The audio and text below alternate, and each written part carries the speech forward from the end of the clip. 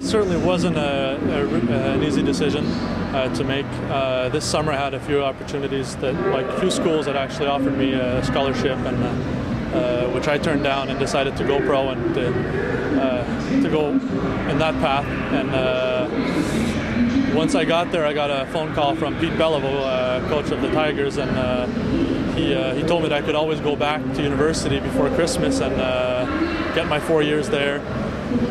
So I was talking to my fiance a lot, talking to my dad a lot, and I knew I had a really big decision to make because I wasn't playing much in Florida, and talking with the guys that went to university already and came back in the East Coast, 24, 25, or 26 years old, they made me realize that that league will always be there for you, no matter how old you are. Education is something very important.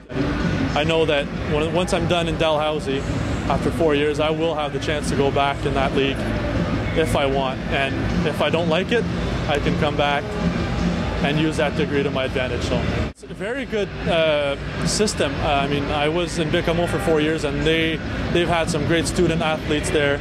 Alexandre Picard Hooper that won or was close to winning that student athlete. Marc-André Dorion. Guys that, there's great support in those teams. And last year we had Hubert Genet and Quebec Remparts that, he was a great student too, and they put a lot of emphasis on that. But, when I got there in the queue as a top prospect, and, I decided to go with the hockey. And that's where today, the decision of going back to school was a little hard to take because I had to go back on a decision I made when I was 16, which was going in the queue instead of going NCAA.